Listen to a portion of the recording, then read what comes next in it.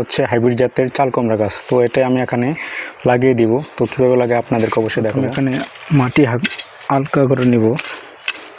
তো যেহেতু এই ডিপটা আমি প্রস্তুত করে রাখছিলাম, জাস্ট গাছটা শুধু এখন লাগাই দিব।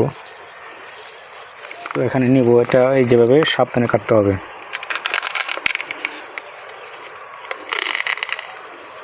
দুই সাইডে কেটে নেব যাতে ভিতরে দলাটা না ভেঙে যায়। এই যে কাটা শেষ। এখন দুই সাইড থেকে এভাবে টান দিলে সুন্দরভাবে বেরিয়ে আসবে।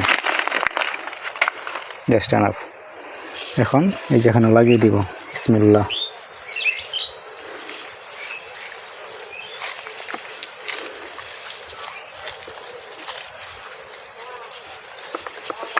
যাই হোক, লাগানো হয়ে গেছে। তো এটাতে কিছু পানি দিয়ে দেবো। আলহামদুলিল্লাহ, গাছটা লাগানো হয়ে গেছে। দেখেন এখানে মাটি কিন্তু আগে প্রস্তুত করে রাখছিলাম, জাস্ট এখন শুধু গাছটা লাগিয়ে দিছি।